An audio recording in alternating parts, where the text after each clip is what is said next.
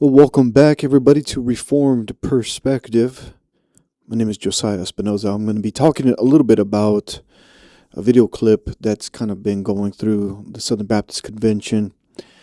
Some of the Southern Baptist pastors, a lot of Christians are starting to comment on it a little bit. This is a video with Al Mohler, the president of Southern Baptist Theological Seminary, and Doug Wilson talking about Christian nationalism and the civic duty of Christians to engage in the polis or the politics of our society. Now, I will just kind of admit from the very beginning that I kind of had a weak view for the longest time on the kind of engagement that Christians should have when it comes to the politics of the world. And I have to admit I was relatively naive to some of the positions that some more mature Christians had. Kind of my early thoughts was that the corruption of the political powers, the secularization of the politics and the polis of society probably means that we shouldn't, as Christians, be engaged in politics. But that was it was in my naivete that I was thinking that way.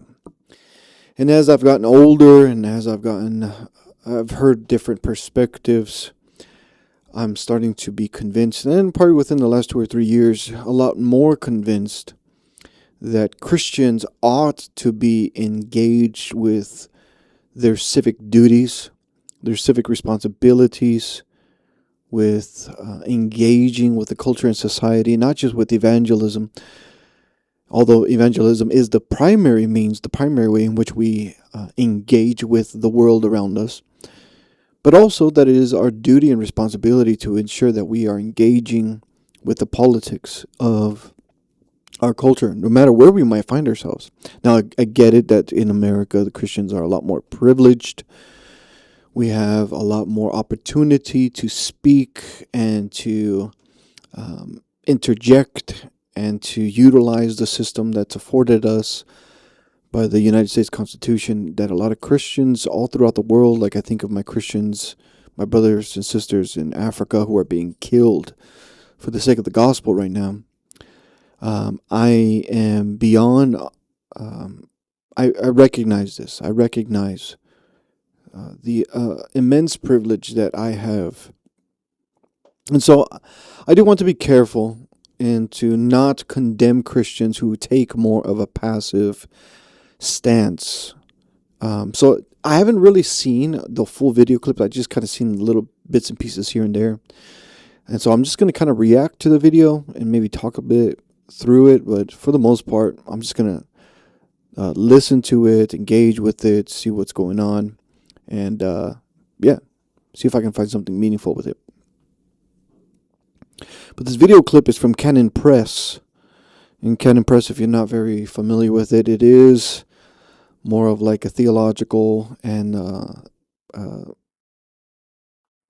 reformed perspective, and also it engages a lot of cultural and civic duties and elements of the polis of the culture and how Christians should respond in light of that.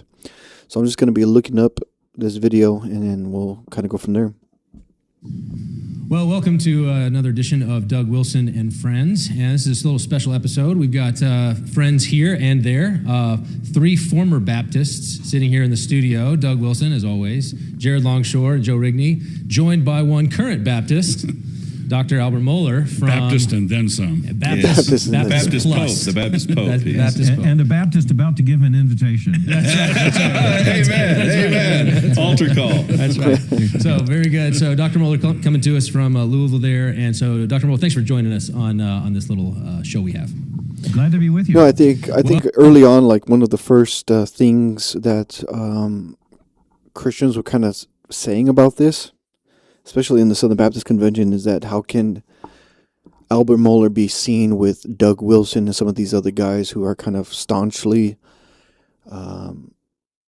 staunchly a Christian nationalist and condemning him for being, Nazi or racist or anything like that. But it's a very narrow way of viewing this. We can engage with people that disagree with us. I don't see why that's a problem. And so I commend Al Mohler for coming on this podcast with people who would probably strongly disagree with a lot of this position, ecclesiologically, theologically, eschatologically, and yet they're gonna find some common ground here. And I always appreciate Al Mohler's kind of stance and his position on a lot of these things. So we're just gonna check it out.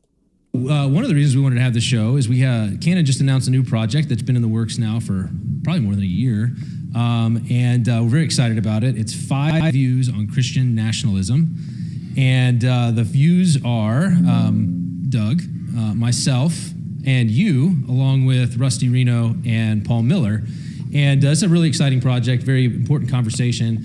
And I'm just curious, maybe for you to kind of weigh in on like what led you to want to be a part of a project like that. We pitched it to you, and you were gracious enough to join us. But why? Why would you think that this is such an important thing to be a part of?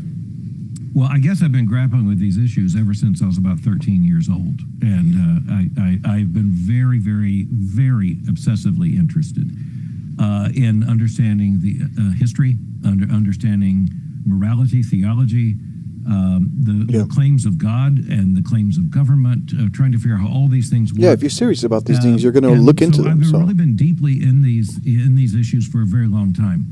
I've also lived long enough to know that those who believe in biblical Christianity having an impact in the public square, the opposing side has a limited vocabulary at any given time. So I've been called the right, the far right, the old right, the new Christian right, the new radical Christian right. You just liberals. Christian nationalism is don't know how to use language or grammar or anything to describe anything other than those things. For talking about any ontological truth in the public square, and not to mention that which is explicitly rooted in Scripture and in Christianity.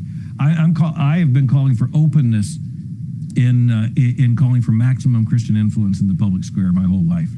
And so I was very glad to be a part of this conversation. I do think there's some twists and turns here in the third decade of the 21st century that present, the need for this kind of conversation. And I appreciated the invitation. I was glad to join with you. I prefer the term really right. Really right.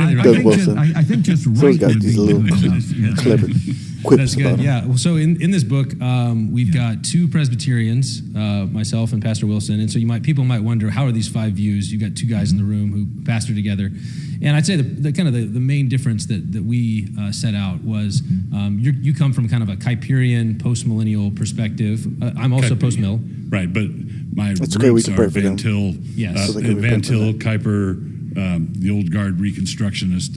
Yeah. I was not one of them, but a fellow traveler with them. Yeah. And that's a different vector than classical magisterial Protestantism. Right, which is the view that I kind of represent, is kind of more of a classic magisterial 2 kingdoms. So we represented 2 different views there that maybe ends up in similar places. We'd all be happy if we got our way, everybody'd be happy, but get there in different paths. And then Dr. Mohler, we have 2 Baptists, so you and Paul Miller from Georgetown, but also kind of represent different streams within the Baptist tradition. And how do you kind of characterize your own view as a Baptist, so that people can kind of know what to expect as they hopefully pick up this book? Yeah, I'm a Baptist, very much shaped by the magisterial Reformation, and in particular by the Geneva tradition, and that channeled through its English-speaking expressions, and especially say in the 17th and 18th centuries, and so I count Samuel Rutherford and other figures like that as very much a part of my intellectual world. Edmund Burke also later as a very significant figure, and so I am someone who argues from a very historic Protestant perspective. I won't speak for Paul, but I think he comes from a different perspective, not so much theologically, but in how he sees the role of Christianity in the public square. And so, in one sense, I think saying Baptist is saying something very important in this conversation, but it doesn't determine where you go on many of these basic issues. And so I think it's fair to say that the main difference I would have with you and with Doug has to do with the fact that I am a Baptist, as you formerly were, and I am still a Baptist, adamantly so. And so I can't make a one-to-one equation between citizen and saint in the same way, in terms of thinking through some of the structural issues. And so I think that's actually the main difference. I think. Yeah, And what he means by magisterial Baptist is that he tries to at least adhere to some of the elements of the older Protestant mentality of civic and civil duties. So if you were to read like the London Baptist Confession of 1689, you would see that they had a confession of faith and they had a very robust understanding of what their civic duty. In fact, that's what I was pulling up on my phone here a little bit.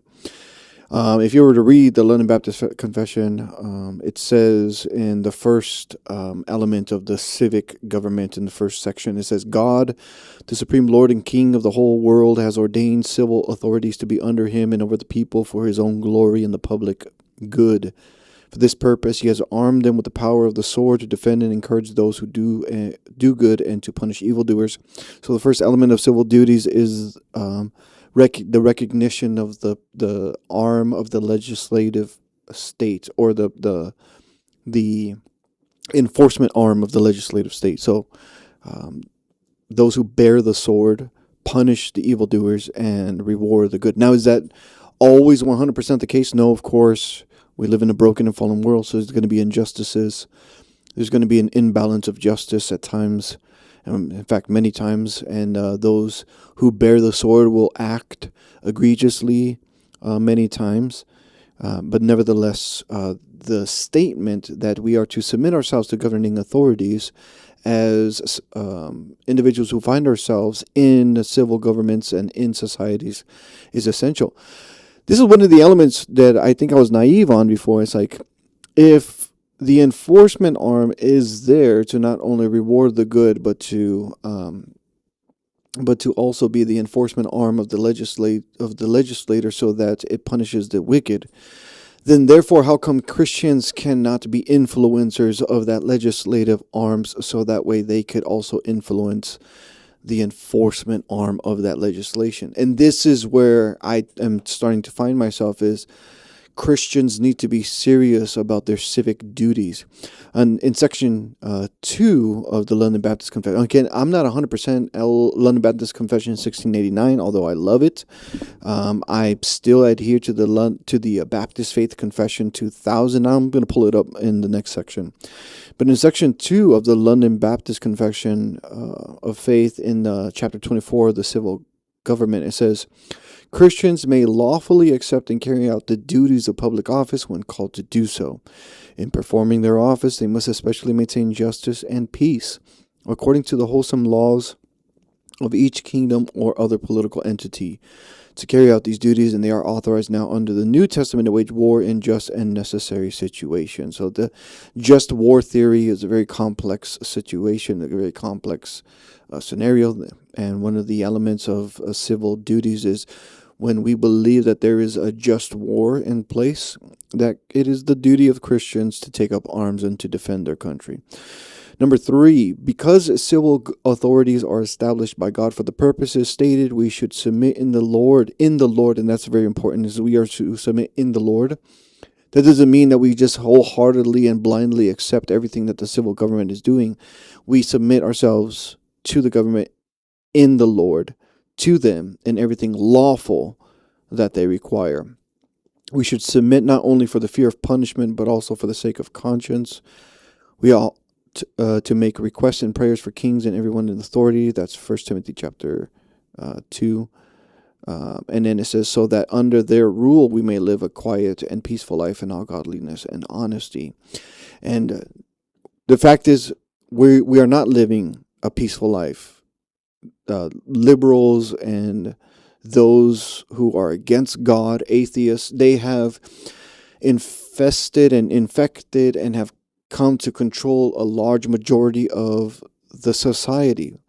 For the longest time, they told us, we want to just live and do whatever we want. We're not going to affect you. We're not going to bother you. You don't bother us. Live and let live. But we've noticed that this is not the case. Atheistic, post-secular, post-feminist, post-LGBTQ, post-modernistic ideologies and ideas and philosophies have infiltrated our education system.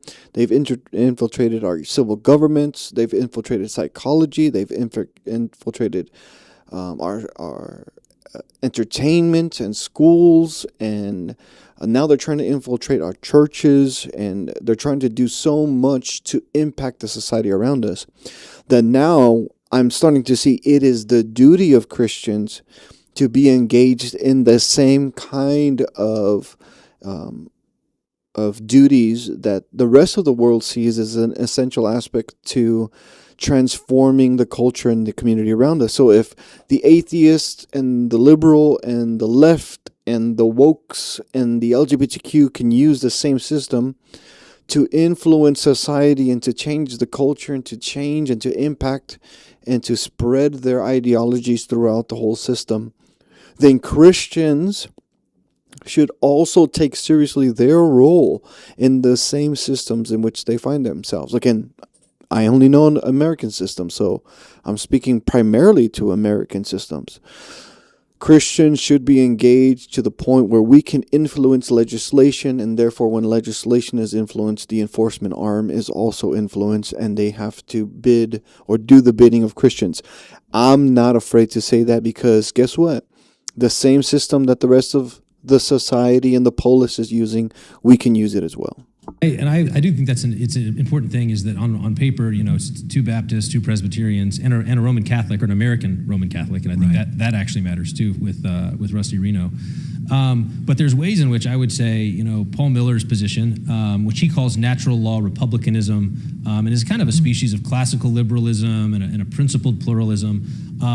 It has a lot of affinities with certain Presbyterians as well. There's plenty of Presbyterians in the PCA and the OPC who would probably be far more comfortable with Paul Miller's understanding of the relationship between the church and the state than they would mine or Doug's, or even yours. And so, yeah, exactly. Yeah. So it's interesting the way that these lines, there are differences, but they cross in funny ways. And part of the goal of a book like this was not just to see what our conclusions would be about who we vote for, or what political platform we'd support, but kind of what our reasoning is. How do we get to where we get, and show our work, because those things matter down the road. Yeah, there's another factor. Excuse me. There's another factor to throw into this, and that is the fact that I'm a historic evangelical, which means I want to emphasize the absolute necessity of the new birth. Well, that ties into the citizen saint issue as well, right? And in New England, it caused all kinds of consternation for the Paedo-Baptists there with things like the halfway covenant, and these are complicated issues that we need to be having a discussion on and need to work through. Yeah, what I was going to say is that when the announcement of the book came out, someone asked me about it, and I said, I think one of the main dividing lines in the book is the set of heroes.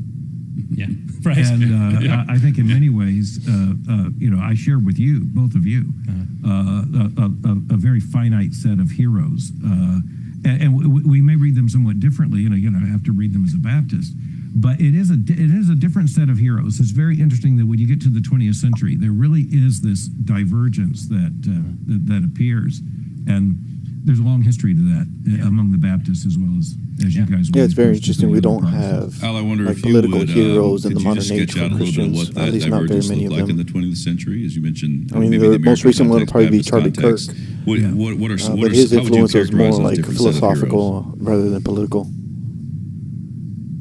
I think, let's just take one of those heroes. Let's talk about his parts for a moment. Let's take Abraham Kuyper, Doug mentioned.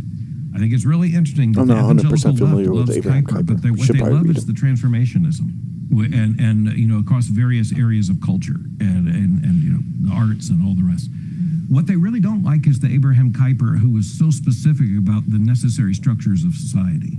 And the necessary Christian influence in terms of the moral structure of the society. And so I think sometimes you can have the same name and you use them in different directions. But I think what happened in evangelicalism in the 20th century is that many began to adopt a very secular understanding of the nation. And it's still true today, post-feminist, post-modernistic, post-secular tradition and some of these things. Nathan Hatch, others who are making all these arguments. You go into the most modern churches and you talk to the youth, and just inquire of their theology or the ideology. It's very secular. That drove this radical effort to try to have a complete separation of church and state. They were afraid of parochial schools. Well, they basically the separation of church and state. That's a fallacy. It's fake. It's not real. All these people that try to use this language against Christians so that they don't engage in the polis. But you had a group like Americans United for Separation of Church and State that started out as Protestants and others united for separation of church and state. This radical separationism, which quite frankly is a disaster. Yeah. It was from the get-go. Yeah, and I think that's one of the interesting things. There's a book called Let Men Be Free that's on Baptists and religious liberty in the early republic by Obie Tyler Todd, which is actually really interesting because it does demonstrate the diversity within Baptist circles all the way back to the founding, and that it hasn't been a monolithic tradition, just as it hasn't in the Presbyterian. And so, again, I think that these questions, as you said, they're perennial questions. We're always trying to figure out how do we as Christians relate to the wider world, the wider culture. What's our duties and responsibilities? What are the different institutions, and how do they relate? These are very important questions, especially in the 21st century. And so we're hopeful that this book will be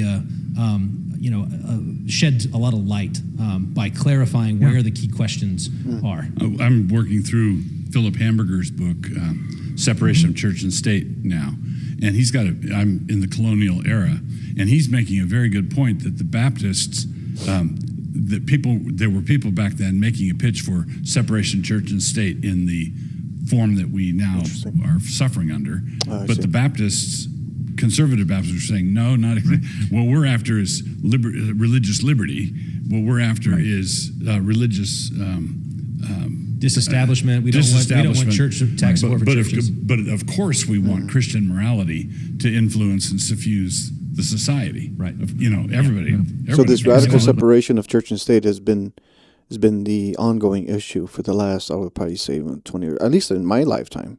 I've always heard separation of church and state. In fact, whenever I talk to people, and it's not really talking, just people coming on my social medias and just saying the most ridiculous things and like, oh, you just want to control us. It's like, if it's afforded to me by the Constitution to be able to engage in the polis to the degree that I can influence the legislation and therefore the enforcement arm, how is that any different than what the secularist or the libertarian or the atheist is doing for their perspective? They want to control us. They want to tell us how our society should be.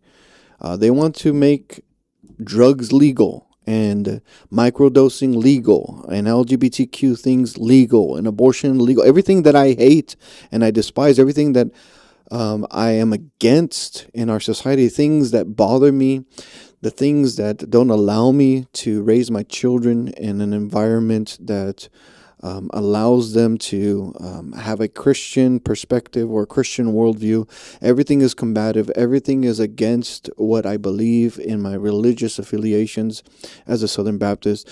It's all of society is against it at this point. And so if Christians were to take seriously their civil duties and say, you know what, we're tired of this. We're tired of these perspectives and these ideologies and these philosophies impacting every aspect of society. We're going to rise up. We're going to hit the polls. We're going to, promote our own politicians in the system that we have, so that way we can influence the culture and society around us to be more Christian, to be more biblical, to be more scriptural. Then they have nothing to say against that we're just using the same system that they are. And in the Baptist Faith and Message 2000, this is the most accepted document by the Southern Baptist Convention. It says this: the Christian and the social order, this is in chapter 15. All Christians are under obligation to seek to make the will of Christ supreme in our own lives and in human society. Means and methods for the improvement of society and the establishment of righteousness among men can be truly and permanently helpful only when they are rooted in the regeneration of the individual by the saving grace of God in Jesus Christ. So in other words, even if we do influence the society, it'll be for the good of the society, but it won't have any real effect in the individual person unless that person is born again of the Spirit. And then it continues. In the spirit of Christ, Christians should oppose racism, every form of greed, selfishness, and vice, and all forms of sexual immorality, including adultery, homosexuality, and pornography. We should work to provide for the orphaned, the needy, the abused, the aged, the helpless, and the sick. We should speak on behalf of the unborn and contend for the sanctity of all human life, from conception to natural death. Every Christian should seek to bring industry, government, and society as a whole under the sway of the principles of righteousness, truth, and brotherly love. In order to promote these ends, Christians should be ready to work with all men of goodwill in any good cause, always being careful to act in the spirit of love without compromising their loyalty to Christ and His truth.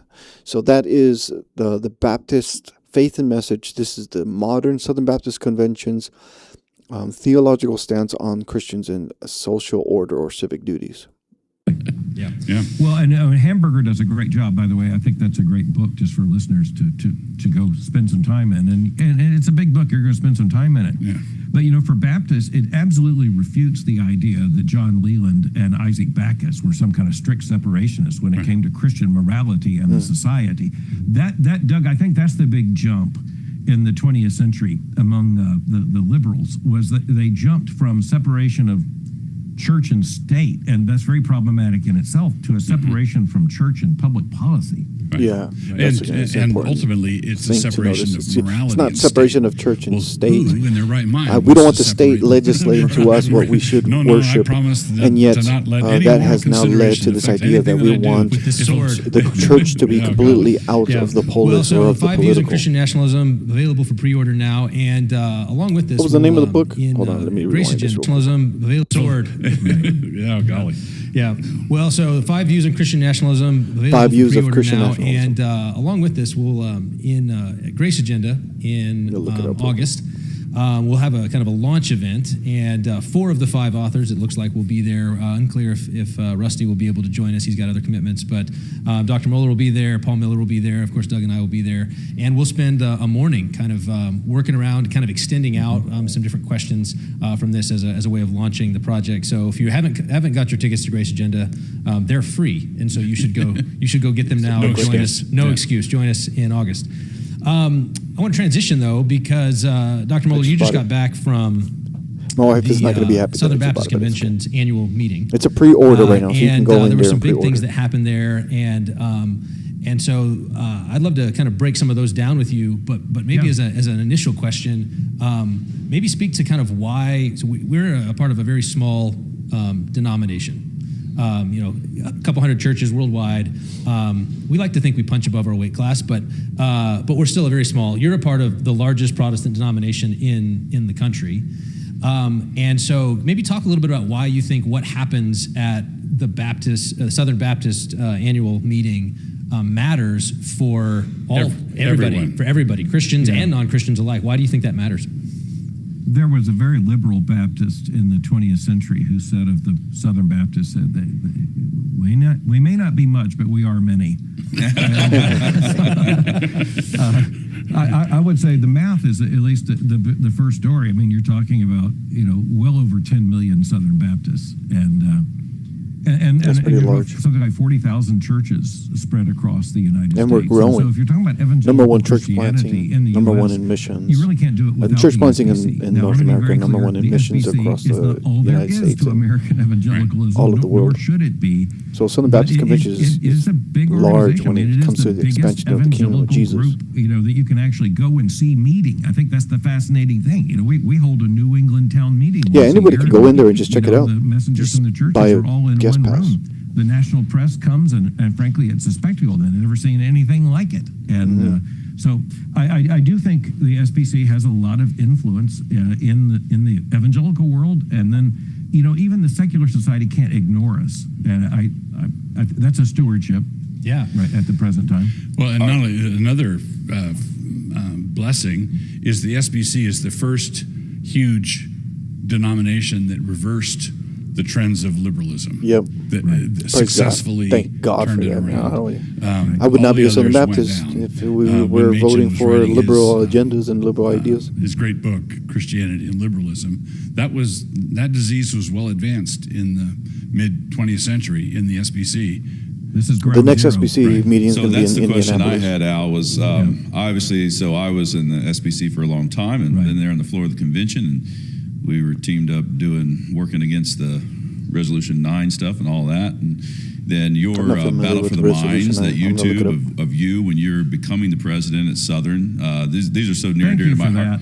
Oh my goodness. I loved it. I loved it to pieces.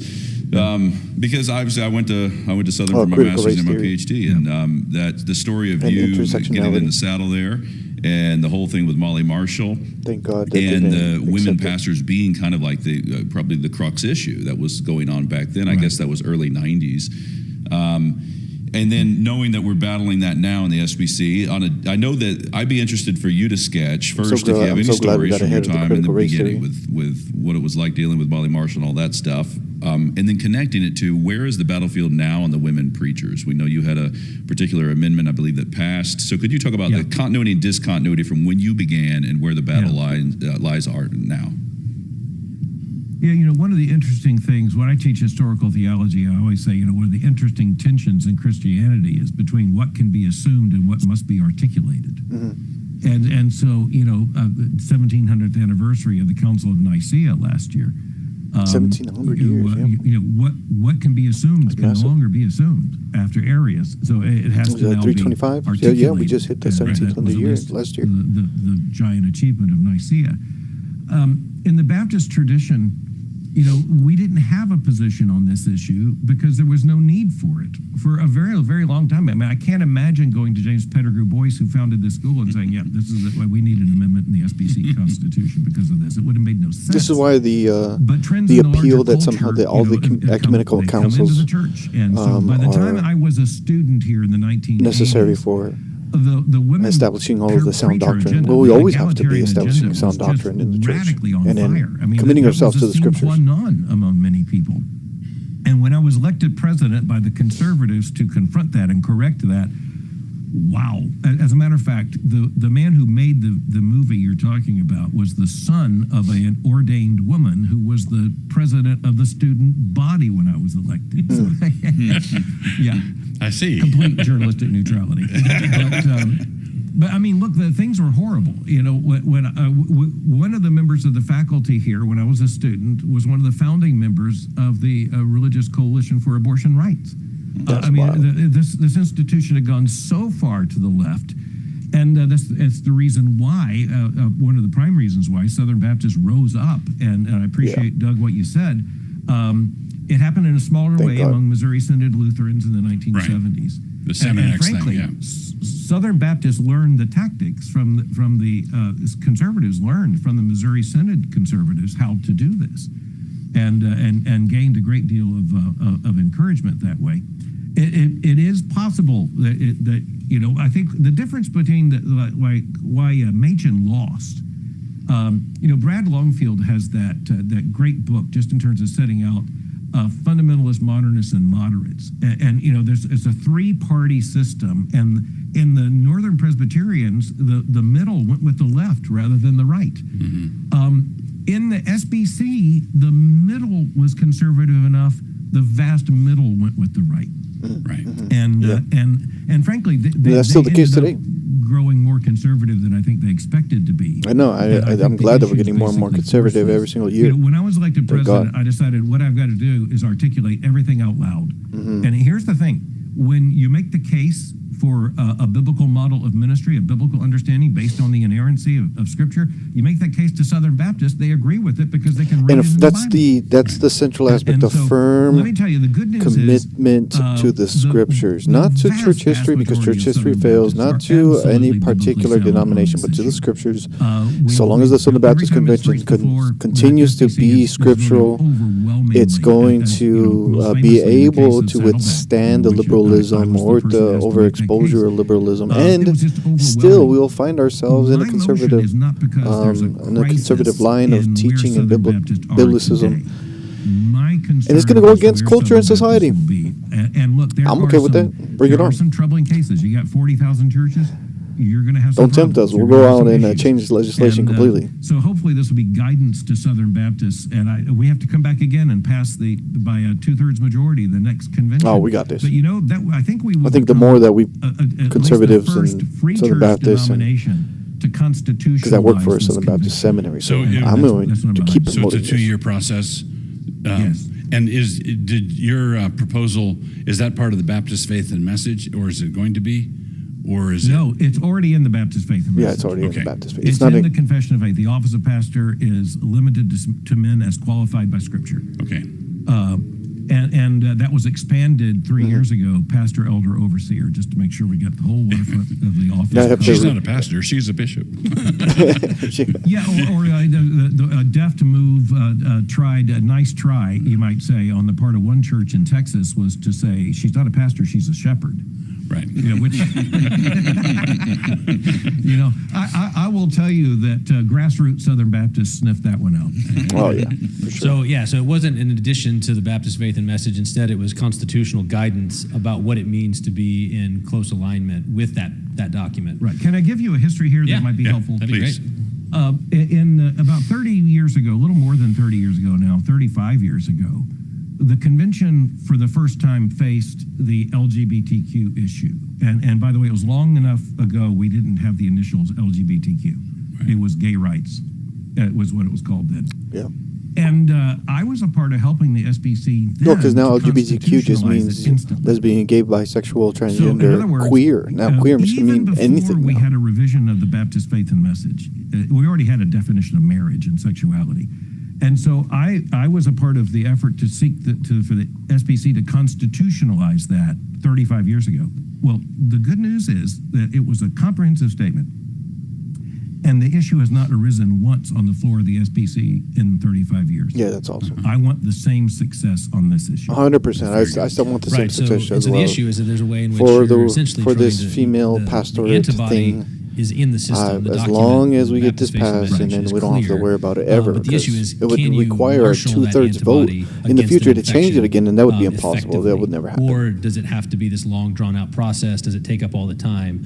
And so Right. your amendment, like the previous version of it, the law amendment a few years ago, Right. was basically an attempt to give the denomination an ability to use its doctrinal statements in order to Right. clear out anything that's bad or correct. If churches don't have to leave, Right. they can just correct their views to be in alignment. Yeah, one of the interesting things among Protestant confessional conversation is that one of the issues of utility, I think, is Samuel Miller at Princeton. I know you guys will know of him and the use and utility of creeds and confessions. Now, All one of the rise. things such a classic work. It was basically copied into the bylaws of Southern Seminary. Okay, Samuel Miller's work, but he raises the point that creeds and confessions, similar kinds of documents, they also aid efficiency. Yes. In other words, we don't have to rethink this every year. Right. Right. Exactly. So, Yeah, and so there's yours a- passed. there It's is got to much, pass by a 2/3 vote. It did. It's got to do the same again next similitude. year. There's a And, lot of how do you, things that how do are you very foresee similar to going? that Do you of feel like the there's gonna ancient be a, creeds with our modern kind of creeds, a, and that's why I you think know, that it's a Empire constant Strikes Back expansion of that. from the other side. It's those not who want to necessarily that we're really either trying to are moderate rewrite or things, liberal is who that are we're trying just to modernizing keep this it door and open. Do restating you expect things resistance, that have or do been you think at believed this for point people kind of hundreds, see if it, not as you thousands said, of years at this as the point? way that the convention needs to go? How do you kind of see that shaking out? There's been a flood of angry response to the amendment. A flood of it. And there's one website that has probably, I don't know, dozens of articles already condemning the action. I don't think Yeah, who one of them cares? is written by an actual Southern Baptist. Sure. Right. Yeah. And That's the thing, is it's all these entities outside of the Son of God. It's all these charismatic and Pentecostal and liberal and Methodist and Lutheran and Presbyterians, all these liberal entities that are already on this liberal side that are speaking against the Southern Baptist Convention. It's like, dude, we are who we are, and we're going to continue to be Southern Baptist conservative, and women can't be preachers, and we're going to be anti-LGBTQ, and we're going to be conservative and scriptural in everything that we do. As long as we hold the line, and we will continue to be the largest denomination in the United States of America that holds on to the confessions of the church faithfully. For 30 plus years is that the hermeneutic is the same. If you're going to apply a hermeneutic to justify a woman preacher, you've used the same hermeneutic is there just to be picked up on the LGBTQ issue. 100%. Okay, so this is the thing. So how is it that we go from women preachers to compromisation of sin? The same hermeneutic, the same method that you use to justify women preachers. When you read the text of the scripture, when you read First Timothy chapter 2 in verses 12 through 13, and it's very clear. Paul says, I do not permit a woman to teach or to exercise authority over a man, but rather she is to remain quiet. And so when you read that and you make hermeneutical justifications to make it a cultural aspect or to make it a temporal aspect, meaning it was only for their time and their space, and Paul was just a sexist, and then you reread and reinterpret that particular section of scriptures, then it's not that crazy of a leap to do the same for marriage, to do the same for God, to do the same for sin, to do the same for the gospel itself, because the justification that you use in order to come to the conclusion that now women in today's society, because we are so progressive, because we are so advanced, because women are educated, because we're post-secular, because we're post-feminist, the same hermeneutic principle that you use to interpret the text of scripture in that way is the same way liberals use to interpret LGBTQ rights in the scripture, that God is queer, or that Jesus had two dads, or, however else, because now that you've compromised the meaning and intention of the author's authority in the text, the authorial intent of the author, then you can just do it to whatever text of scripture you want. And that's the slope that begins this domino effect of, well, we'll compromise this one area in order to let our women preach and become pastors and elders and bishops and shepherds. And then all of a sudden you got these crazy LGBTQ churches that are ordaining LGBTQ, transgender, confused, sinful people into the pulpit. Surprisingly, it is. So, Al, I'd be interested to ask you. You've been at Southern for a long time now. You got how many thousands of seminarians come through there every year? Well, we have between 5,000 and 6,000. 5,000 and 6,000. You got these young men. You've been watching them over the years. You're pastoring, leading. Yeah. You're watching the signs of the times, that kind of thing. We had Resolution 9 and BLM and wokeness. That was a thing. Then you had COVID. That was a thing. When you look at the young men coming through the seminary now, the general culture, and you're thinking, for the next 10 years, you got this one amendment that you got. What other principles are you mindful of? Are you encouraged of? What kind of directions do you see among them? Yeah, let me tell you a happy thing, which I pointed out to a secular reporter, to a little bit of consternation. I pointed out, everywhere you look, there are young people in strollers. Yeah. That's so beautiful about the Southern Baptist Convention. Genesis 1 and 2. You go to the Southern Baptist Convention, it's not just men walking around in suits. It's families. Families are there. Pastors with their wives and their children, and the women are going to their breakout sessions, and the men are going to their breakout sessions, and they're all going together into the exhibitor hall, and they're all getting things together, and they're all being encouraged together, and they're all there together, and there's babies everywhere. It's an awesome thing to see. And it's not just white men, it's Hispanics are there, and Chinese, and Korean, and Indian, and African American. We're all there. there together. And yes, we all have our different sections where we're going and we're being equipped in our language and in our culture. But then when it comes time to do business and to conduct business, we're all together in one place, 10, 11, 12,000 messengers all together in this one place with babies crying, babies in their stroller.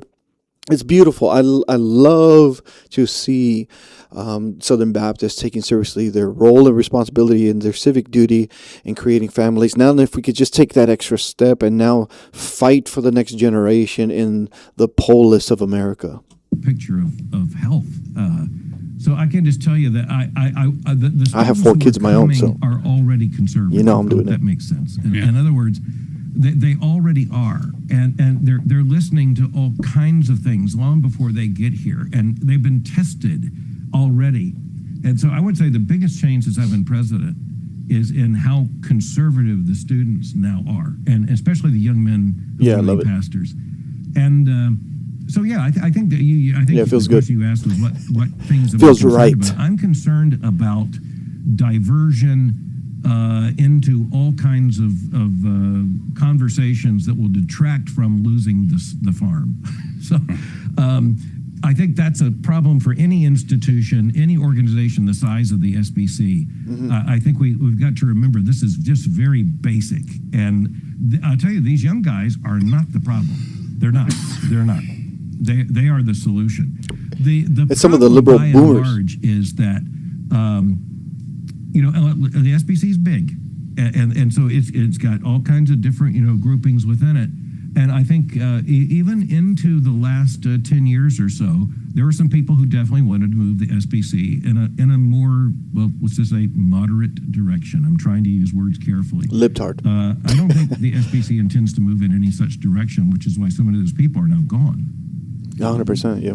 And it seems a like, lot of the same kinds of individuals who were there trying to influence the Southern Rice, Baptist Theological Seminary.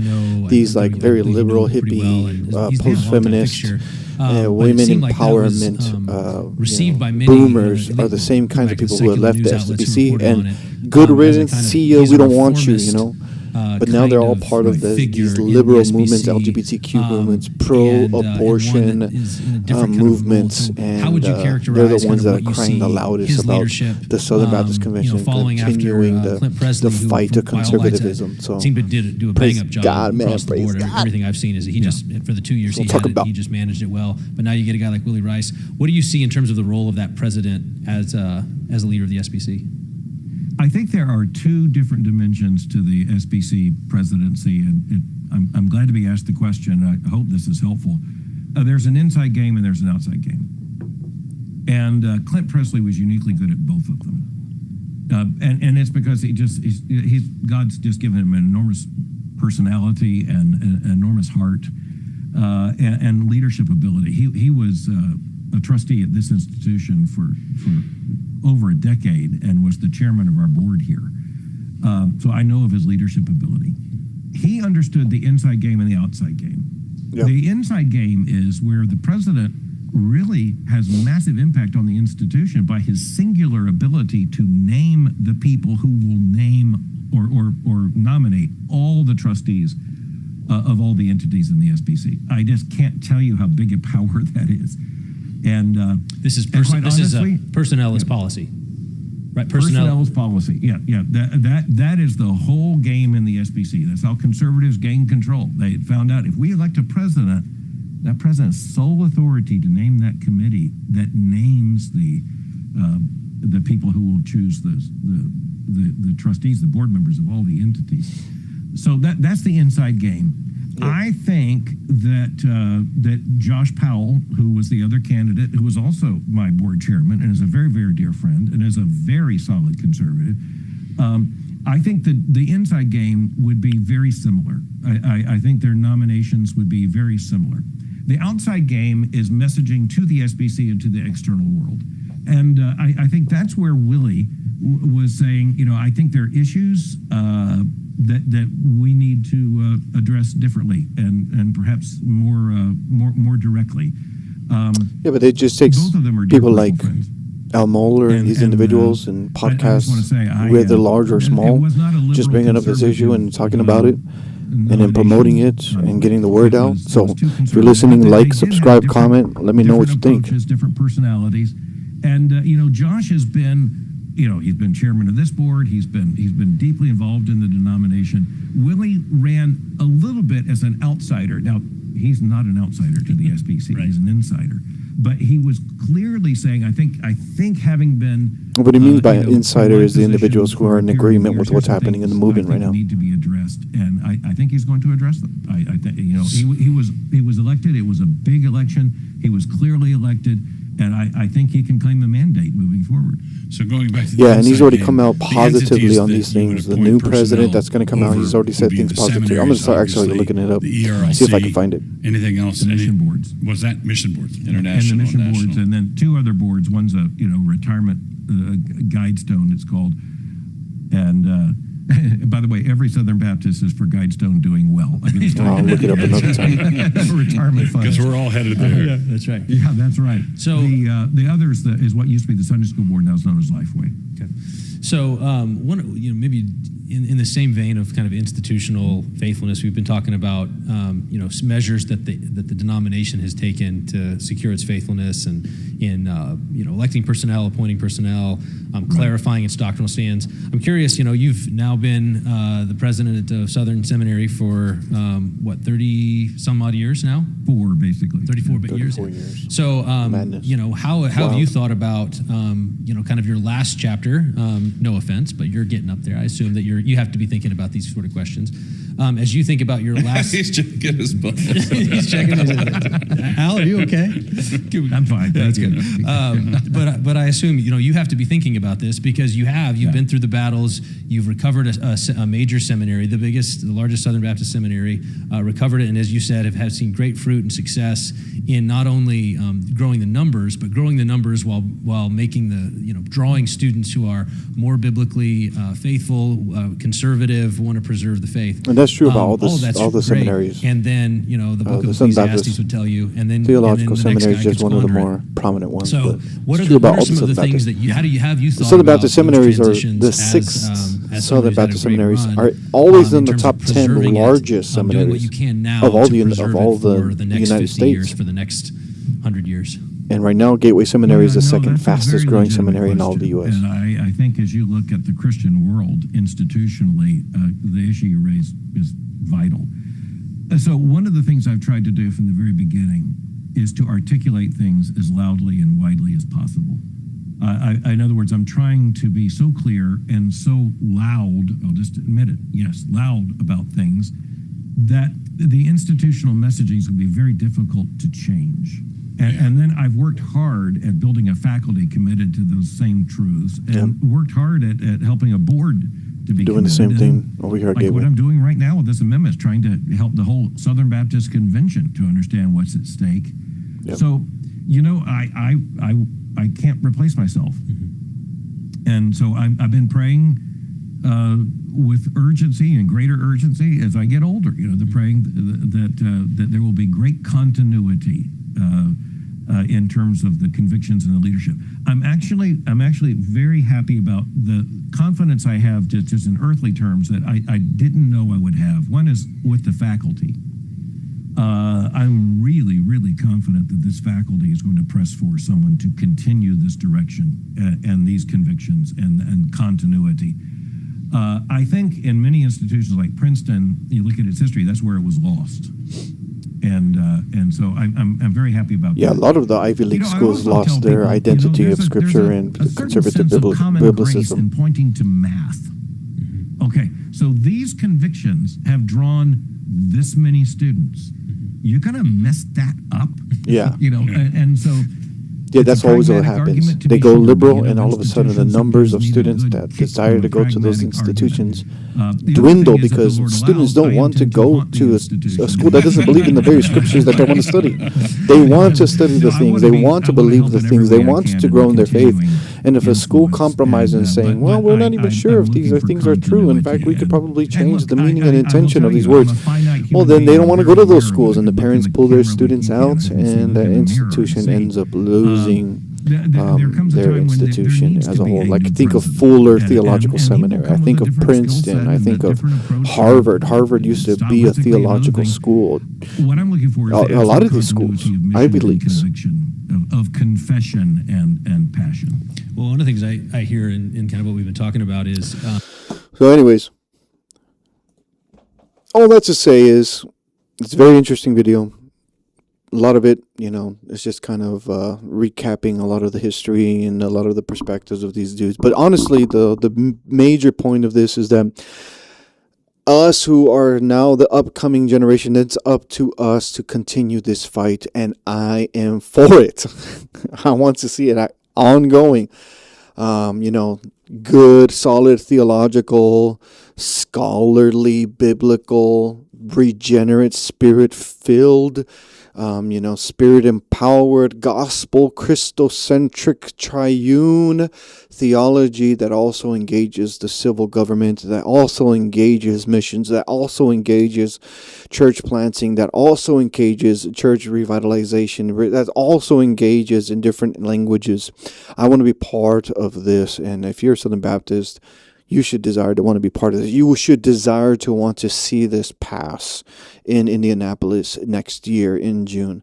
Because if we could get this passed, we don't even have to worry about this topic anymore. We can focus on greater things that are still going to be essential to the Southern Baptist Convention and to the future of Southern Baptists. I mean, we just heard Al Mohler saying, I can't seem to find anyone who will replace me.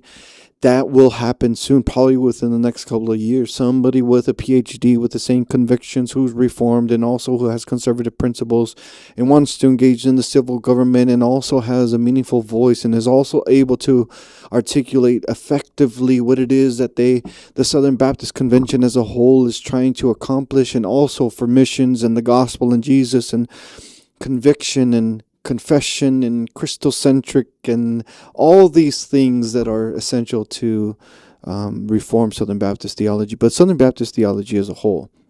That's what I love about it, is that you don't have to necessarily be reformed. You can be a Southern Baptist and not be reformed, and yet hold to the same kind of convictions and perspectives. But I don't know. Let me know what you think. Again, hit that like button, subscribe to the YouTube channel. I really appreciate it. Give me some comments, what you think.